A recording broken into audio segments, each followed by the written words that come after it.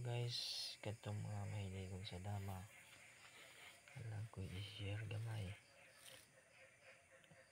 Tira ni sa 116 versus 314. Na 116 tayo, nag 314 ang kalaban, 5-1 lang tayo. Nag 116, 314 lang. Tapos 5-1 siya, 115 lang tayo. Dito tumabi 16-13, kaya lang tayo ng 115-3, kaya siya ng 7-1, kaya tayo ng 6-16.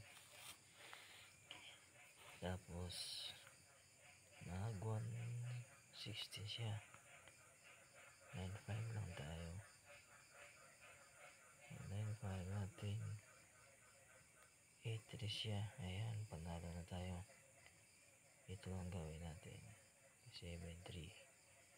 Nagkain siya ng 13-15. Dito lang tayo, 16-13. Siyempre kakain mo siya. Ay, dito tayo tatlo, kaya tayo tatlo. Parehas lang ba to, pero may isang sasayahin. Pag 9-5 niya, ayan, sayangin natin. Pwede dito, o pwede dito. So ibig sabihin, panalo na tayo dahil lamang tayo ng isa. Ayan, balik natin. Ayan, 8-3.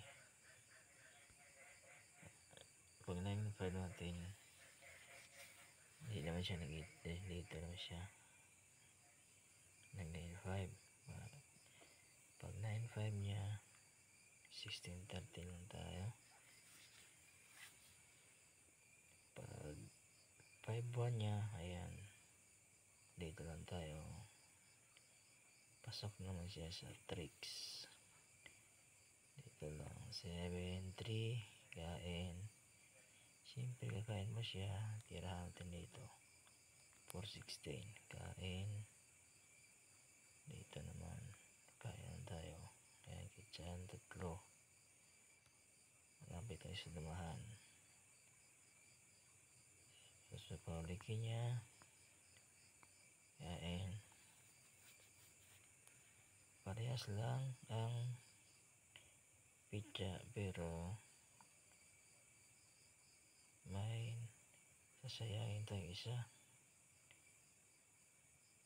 So ibig sabihin, panalo tayo ito, kasi pag tira niya dito, pwede natin pasayangin.